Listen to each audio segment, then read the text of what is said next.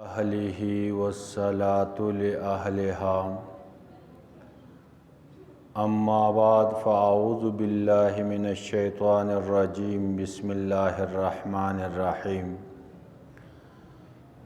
الذین یؤمنون بالغیب ویقیمون الصلاة ومما رزقناہم ینفقون۔ سامعین محترم، سورہ بقرہ کا درس شروع کیا تھا۔ پچھلے درس میں سورہ بقرہ کی فضیلت اور ابتدائی 2 آیتوں کی بقدر ضرورت تفسیر بیان کی گئی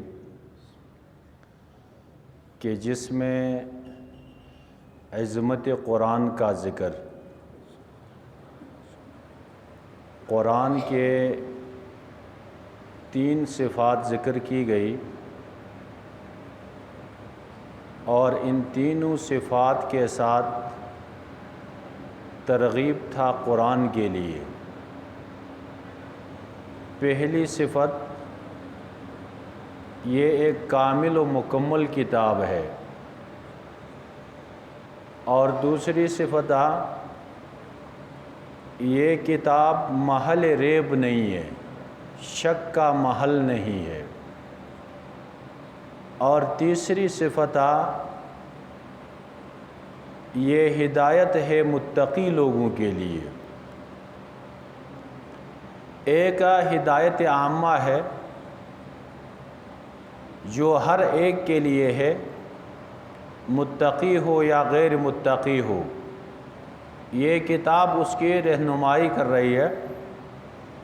اور ایک ہے ہدایت خاصہ اور اس سے فائدہ اٹھانا، تو یہاں ھدی للمتقین کا مقصد یہ ہے کہ متقی لوگ اس سے فائدہ اٹھاتے ہیں۔ اب متقی کسے کہتے ہیں؟ متقی کے 3 درجے بیان کیے گئے تھے۔ ابی بن کعب رضی اللہ تعالیٰ عنہ قاری قرآن، ان سے امیر المومنین عمر فاروق رضی اللہ تعالیٰ عنہ نے پوچھا، یہ تقوی کیا ہوتا ہے؟ آپ مجھے تقوی کی تعریف کرو۔ ابی رضی اللہ تعالیٰ عنہ نے کہا کہ آپ نے کبھی ایسے راستے سے سفر کیا ہے جس راستے میں کانٹے دار جھاڑیاں ہوں؟ عمر فاروق رضی اللہ تعالیٰ عنہ نے کہا کہ ایسے راستے پہ جانے کا کئی بار اتفاق ہوا ہے۔ تو کہنے لگے کہ اس راستے میں آپ نے کیا کیا؟ عمر فاروق رضی اللہ تعالیٰ عنہ نے کہا، میں نے اپنا دامن سمیٹا، کپڑوں کو سمیٹا اور انتہائی احتیاط کے ساتھ وہاں سے گزرا کہ کہیں کوئی کانٹا میرے کپڑوں کے ساتھ، میرے جسم کے ساتھ نہ لگے۔ تو ابی بن کعب رضی اللہ تعالیٰ عنہ کہنے لگے، یہی تقوی ہے، اپنے آپ کو بچانا۔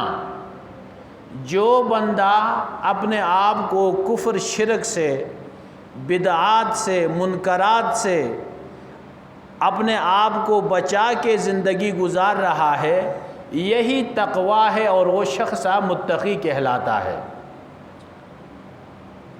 اور اسی طرح حسن بصری رحمۃ اللہ علیہ سے متقی کے بارے میں، تقوی کے بارے میں پوچھا گیا۔ انہوں نے فرمایا، جو شخص اللہ رب العزت کے حکم کو مانتا ہے اور کسی دوسرے کا حکم نہیں مانتا، اور وہ یہ یقین بھی رکھتا ہے کہ جتنے کام اس کائنات میں ہو رہے ہیں یہ سب کے سب اللہ کے ہاتھ میں ہیں، اللہ کے قبضے قدرت میں ہے، یہ یقین رکھنے والا متقی کہلاتا ہے۔ عبداللہ ابن عمر رضی اللہ تعالیٰ عنہ سے متقی کے بارے میں پوچھا گیا کہ متقی کون کہلاتا ہے؟ عبداللہ ابن عمر رضی اللہ تعالیٰ عنہ نے فرمایا کہ لا ترى نفسک خیر من احد، کہ تم اپنے نفس کو کسی دوسرے سے بہتر نہ سمجھے، یہی تقوی ہے۔ لا ترى نفسک خیرا من احد، کہ تم اپنے نفس کو کسی دوسرے سے بہتر نہ سمجھو، یہی تقوی ہے۔ مجدد الفسانی رحمۃ اللہ علیہ فرماتے ہیں کہ جو شخص کسی کافر انگریز سے اپنے آپ کو بہتر سمجھنے لگے، خدا کی معرفت سے وہ محروم ہوتا ہے، کیونکہ انجام کے اعتبار سے عام فقہا اس میں مسئلہ یوں بیان کرتے ہیں کہ کسی کافر کے مقابلے میں آپ یوں تصور کریں، فی الحال تو میں بہتر ہوں، ایمان ہے، اور اس میں ایمان نہیں ہے اور معال کا کوئی پتہ نہیں ہے کہ آگے جا کے کیا ہوتا ہے۔ تو انہوں نے کہا کہ کسی انگریز کافر کو اپنے آپ سے بہتر سمجھنے والا بندہ خدا کی معرفت سے محروم ہوگا، کیونکہ انجام کا کوئی پتہ نہیں چلتا۔ ہو سکتا ہے اس کافر کو اللہ رب العزت ہدایت دے دے اور تیرا نفس موٹا ہوتا ہوتا شیطان بن جائے، ایسا بھی ہو سکتا ہے۔ تو انہوں نے تقوی کی تعریف یہ کی۔ عبد الملک بن مروان خلیفہ گزرے، اس نے ایک حکیم سے پوچھا کہ یہ تقوی کیا ہوتا ہے؟ انہوں نے کہا کہ خالق کو مخلوق سے ترجیح دینے والا اور آخرت کو دنیا سے ترجیح دینے والا متقی کہلاتا ہے۔ تو بہرحال یہ جتنی تعریفات ان بزرگوں نے کیے، ان سب کا مقصد یہی نکلتا ہے کہ تقوی کا مقصد یہ ہے کفر، شرک، بدعات اور رسومات سے اپنے آپ کو بچانے والا۔ عیسیٰ علیہ السلام کی طرف منسوب قول ہے، وہ کہتے ہیں تقوی کے لیے 3 چیزوں کا ہونا ضروری ہے۔ پہلی چیز، اس کے دل میں اللہ کے محبت کا جذبہ ہو، دل میں اللہ رب العزت کی محبت کا جذبہ ہو، اور ظاہری اعمال میں حتی المقدور وہ عمل کی کوشش کرے، اور دوسروں پہ اس طرح رحم کرے جیسے کہ اپنے نفس پہ رحم کرتا ہے، یعنی اپنے آپ پہ کسی تکلیف کو برداشت نہیں کرتا، کسی پریشانی کو برداشت نہیں کرتا، اسی طرح دوسرے انسان کے لیے بھی وہ یہی ذہن رکھتا ہو کہ کسی دوسرے کو بھی تکلیف نہ پہنچے، کسی دوسرے کو پریشانی نہ پہنچے۔ یہ 3 باتیں جس بندے میں ہے وہ متقی کہلائے گا۔ اب آج جو آیت میں نے تلاوت کی، اس میں اللہ رب العزت مومنین متقین کے 3 صفات اس آیت میں ذکر فرمائی ہے۔ فرمایا الذین یؤمنون بالغیب، پہلی صفت یہ ہے کہ وہ نہ دیکھی ہوئی چیزوں پہ ایمان رکھتے ہیں، اور دوسرا اقامت صلاح، تیسرا انفاق فی سبیل اللہ۔ یہ 3 صفات اللہ رب العزت نے متقی لوگوں کی ذکر کی۔ اب یہ صفات ذکر کرنے کا مقصد کیا ہے؟ یہ تعلیم امت کے لیے کہ ان صفات والے بن جاؤ، یہ صفات جن لوگوں میں ہے ان میں شامل ہو جاؤ، ان کی صحبت اختیار کرو، اور جب آپ ان میں شامل ہو جائیں گے، ان کی صحبت اختیار کریں گے، اولئک علی ھدی من ربہم واولئک ھم المفلحون ہوگا۔ فلاح دارین، دنیا و آخرت کی کامیابی انہی صفات کے ساتھ۔ تو سب سے پہلی صفت ایمان باللہ، یؤمنون بالغیب۔ ایمان کسے کہتے ہیں؟ یہاں تو ایمان کی تعریف اللہ رب العزت نے یؤمنون بالغیب کے ساتھ کی۔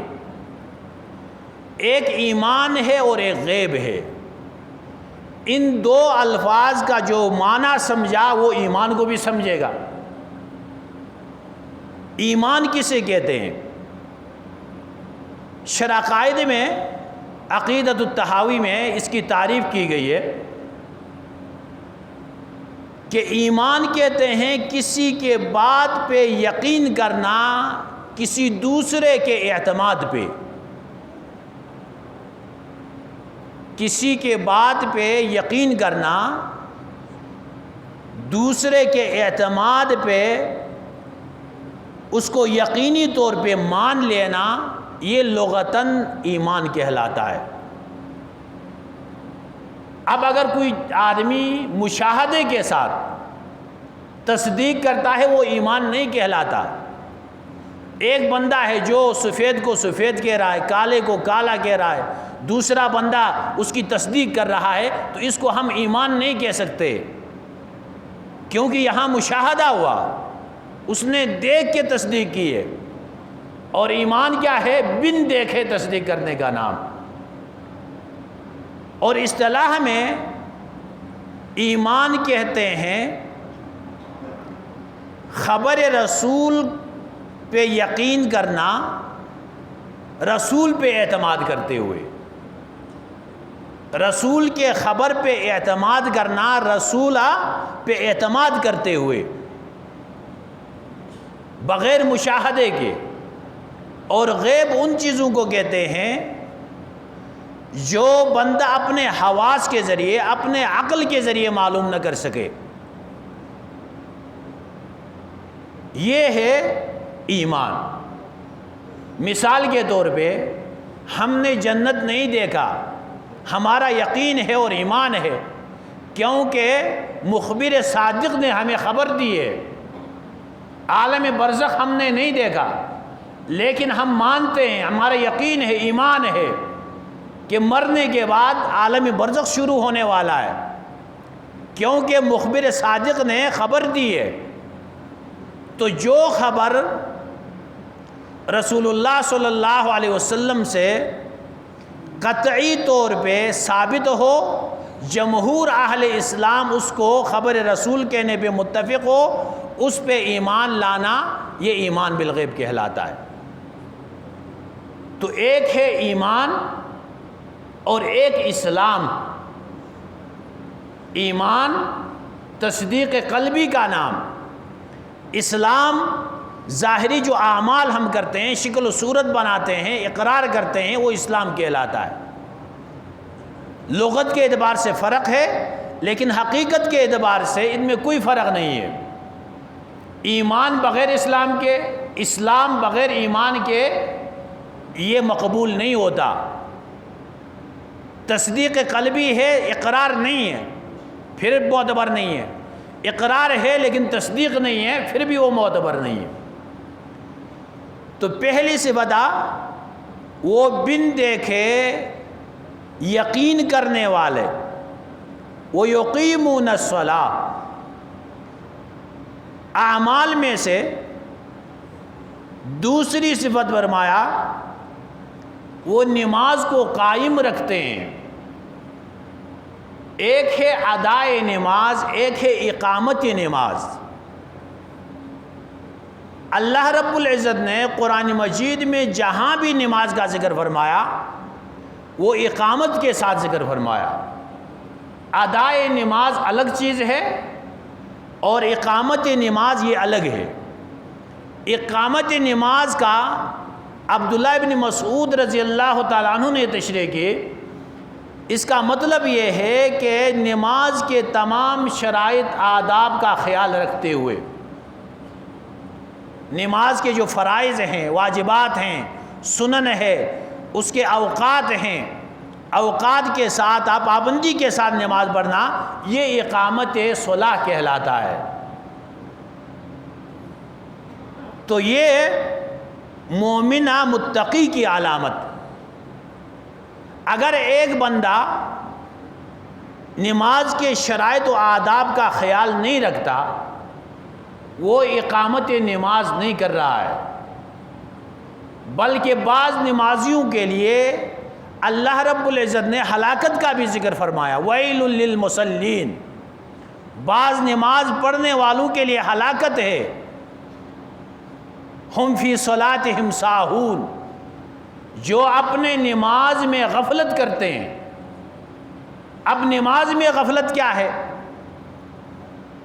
اس کی روایات میں مختلف صورتوں کا ذکر۔ ایک صورت یہ بیان کی گئی کہ ایک بندہ ہے، اگر کوئی کہنے والا ہے کہ نماز پڑھو تو پڑھ لی، اگر کہنے والا نہیں ہے تو نہیں پڑھتا ہے۔ نماز پڑھی تو ثواب کی وہ امید نہیں رکھتا ہے، اگر نماز چھوٹ گئی تو اسے عذاب کا پرواہ بھی نہیں ہے۔ ایسے لوگوں کے لیے اللہ نے ہلاکت کا حکم۔ اور تیسرا غفلت کی صورت یہ ہے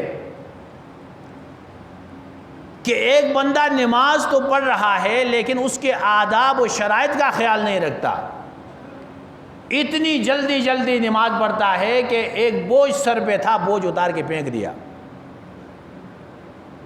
اور چوتھی صورت یہ ہے کہ وقت کی پابندی نہیں کرتا۔ مرد کے لیے جو کامل نماز وہ جماعت کے ساتھ پڑھنا یہ واجب۔ ایک بندہ ہے وہ جماعت کے ساتھ نماز نہیں پڑھتا، جماعت سے تاخیر یا پہلے یا بعد میں آگے بڑھ لیتا ہے، تو وہ بھی اس وعید میں شامل ہے جن کے لیے ویل اور ہلاکت کا کہا گیا۔ تو فرمایا کہ متقی لوگ وہ ہیں جو اپنی نمازوں کی حفاظت کرتے ہیں اور اس کی پابندی بھی کرتے ہیں تمام شرائط و آداب کے ساتھ۔ وَمِمَّا رَزَقْنَاهُمْ يُنْفِقُونَ، اور بعض اس مال میں سے جو ہم نے ان کو دیا ہے وہ خرچ بھی کرتے ہیں۔ یہاں اس خرچ سے مراد زکوٰۃ بھی ہے اور دیگر جو نفلی صدقات ان سب کے لیے شامل۔ مما یہ جو لفظ ہے اس کا مطلب یہ ہے کہ بعض مال، من کا معنی ہوتا ہے بعض۔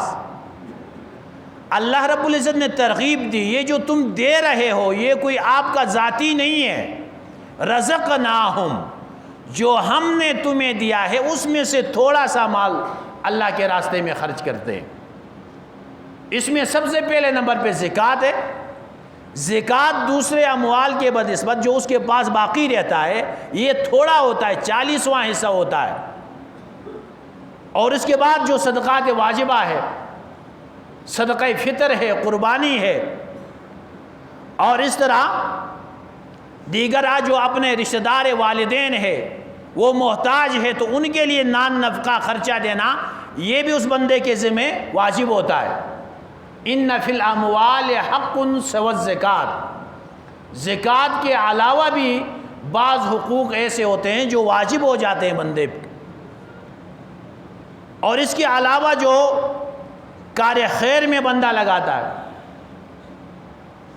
کسی محتاج کے ساتھ مدد کرتا ہے، تعاون کرتا ہے، کہیں راستہ بناتا ہے، مسجد و مدرسہ بناتا ہے، تو یہ تمام جو صدقات ہیں یہ صدقات ان میں شامل۔